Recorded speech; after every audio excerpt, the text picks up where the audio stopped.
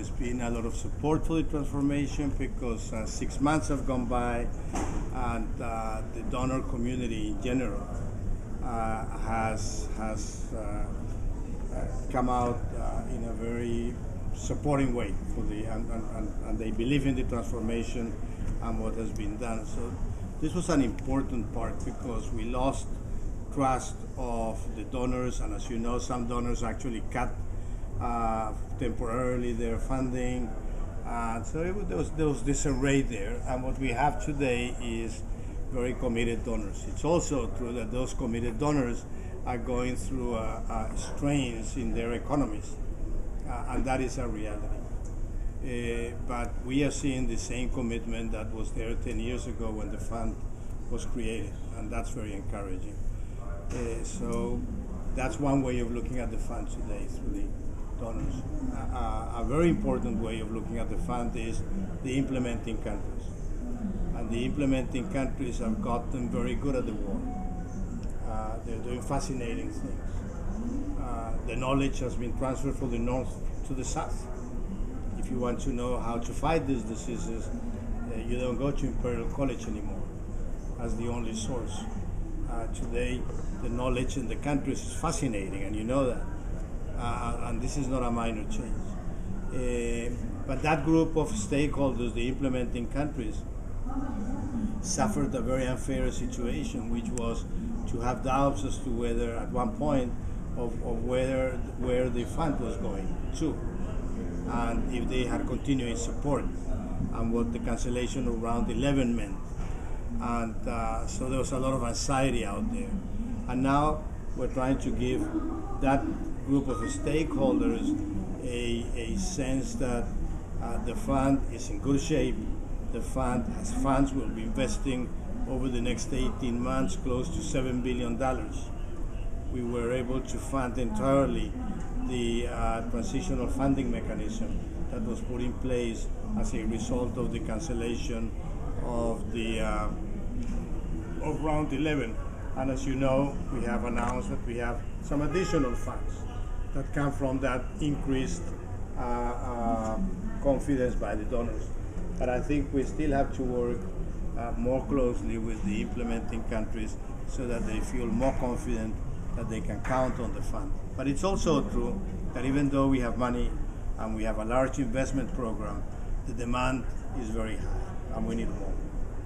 And in this kind of an environment, the magic for getting more is going to have to come in many ways from the implementing countries.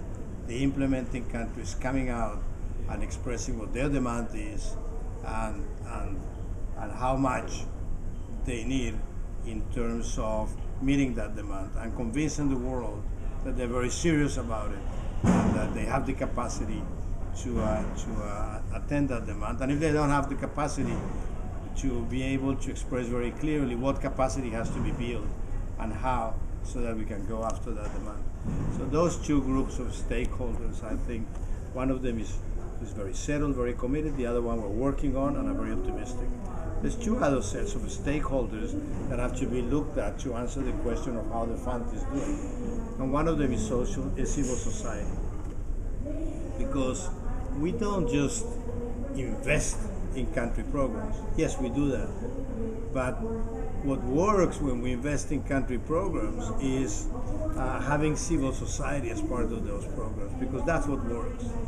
The rigid health systems are not very good at reaching the populations that we have to reach. It's civil society that gets us there. So we have a way of doing things which is more effective, provides more impact than just giving the money. And I would say that this conference is a great moment for us to touch base with this group of stakeholders, which is civil society and which is essential to our business model, the way we get things done, the way we get impact. And the fourth group of stakeholders are the people like me that work in the Secretariat. And you know, for 5 quarters there was a lot of uncertainty in the Secretariat, uncertainty about the fund, uncertainty of what the fund was about, in fact. And now we have to bring a common sense of purpose. The fund is about impeccable grant management. It's about making sure that when we invest money, we're investing money in the benefit of saving the largest possible amount of lives. And that we do all that within the wisdom of the principles with which the fund was created. And so net-net, I'm very optimistic.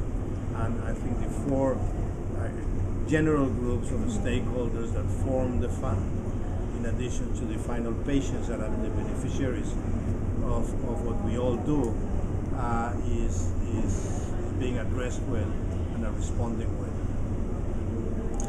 If I may, how does all this talk that we're hearing this week, and before and after this week, about expanding the population that ought to be getting treated early and irrespective of their CD4 counts, how does that affect your work and your projections and the gap that you have to fill? That is a technical question, and it's a question more for the technical partners. Intuitively, I think it should be very much about testing, and if the result is positive, treating it. And I think we'll get to that one day. But this is my intuitive answer, not from a technical standpoint. There's very clear technical guidelines that we follow that are provided by the technical partners. Anybody else? Please. I'm a journalist in South Africa, and something that I've been struggling to make sense of is the whole reform process that's been happening in the Global Fund. What are the key reforms that have taken place? What do you think, journalists and civil society should know about the reform process? I just came out of a conference where I explained the reforms and shared the reforms to a very large group of participants in the conference, a 2-hour panel that we prepared. But I would say there's 3 elements that are very important.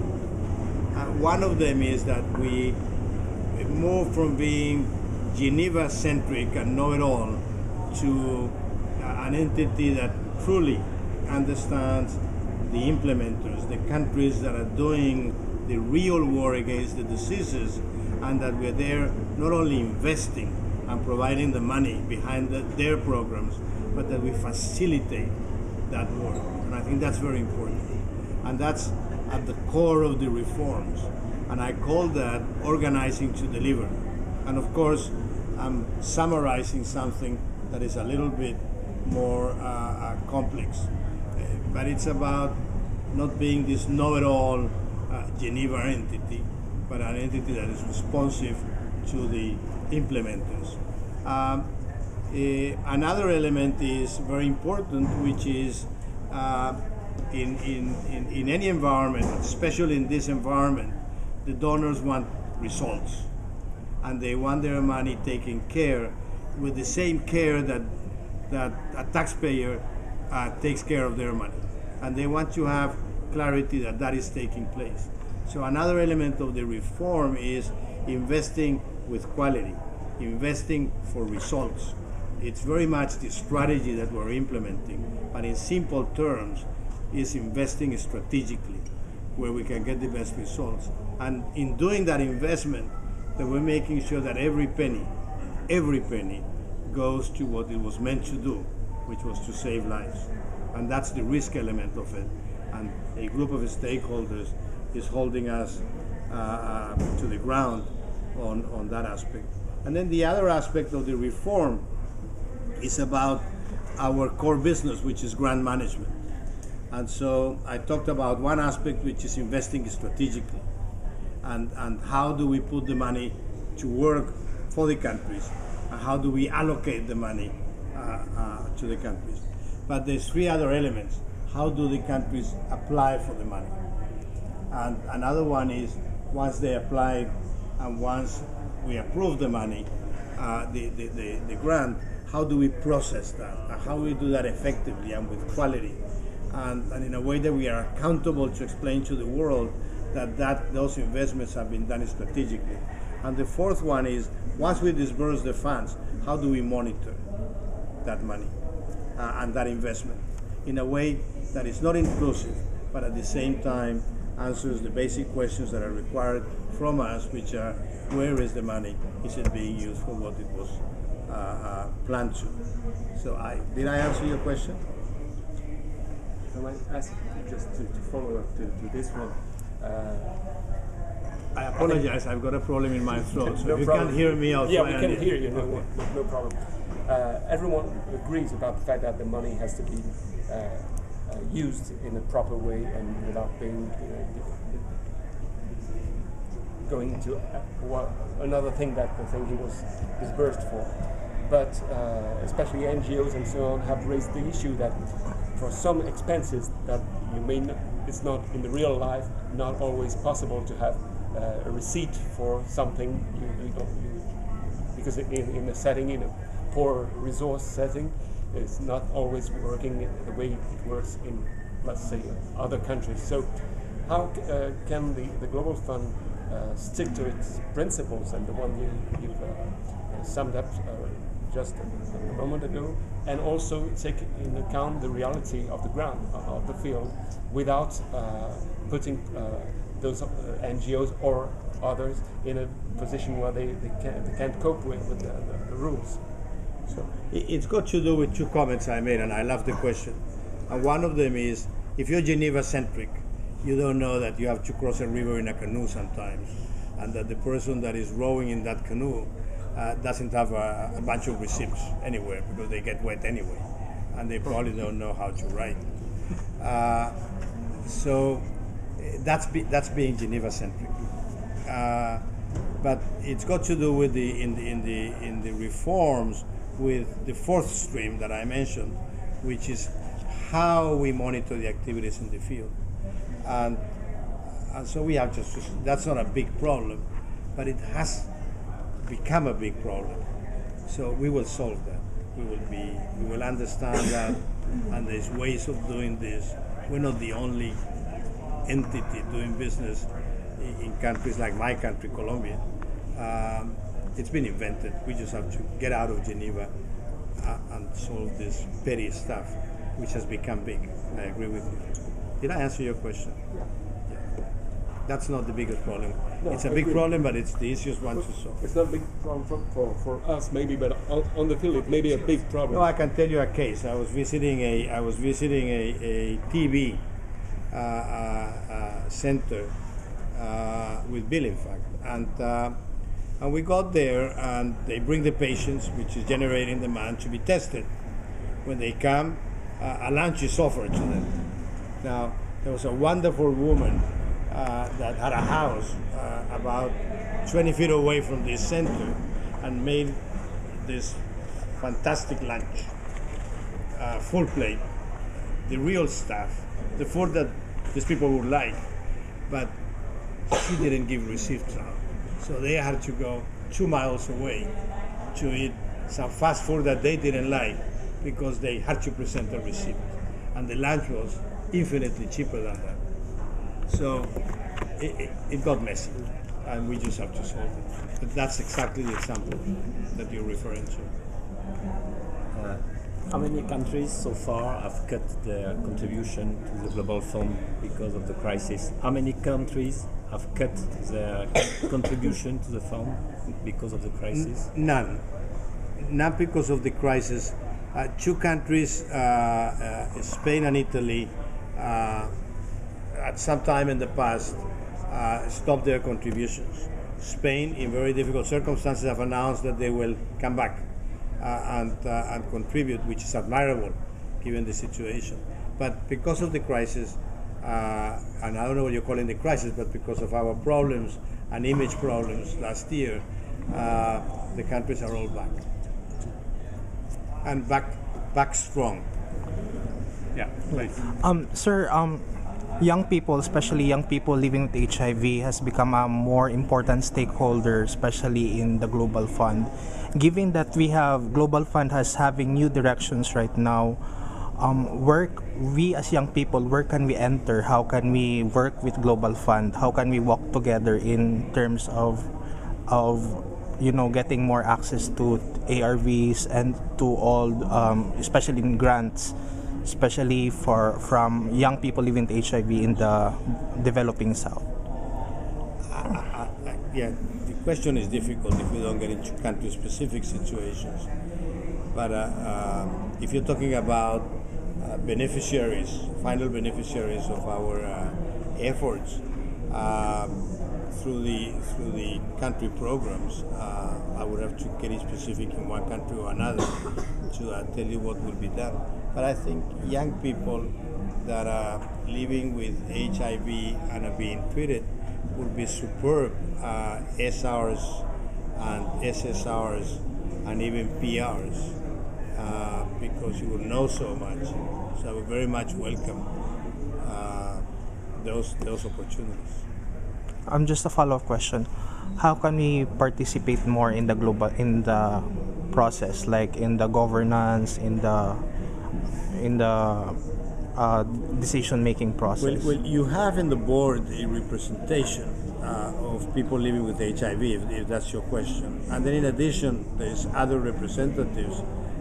We have the country implementing country representatives, which represent you as well.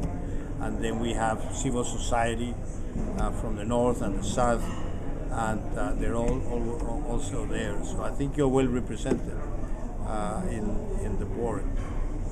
Thank you. But if you're interested in joining, we can talk about that. Yeah, I'm Martin from Kinshasa, DRC. My question, I have three questions. My country is one of countries selected as a high impact. Yes. And Global Fund sent money there. Why my country is selected as a high impact country?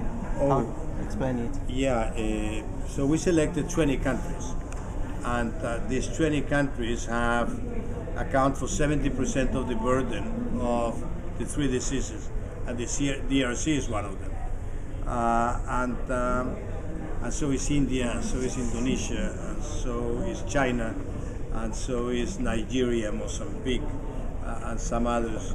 And so the biggest 70% of the burden is in 20 countries. And in those 20 countries, we have the top 10 of each disease. So it made a lot of sense for us to group those countries in small groups, in small departments. So 6 countries, one of 7 countries, and the other one of 7 countries.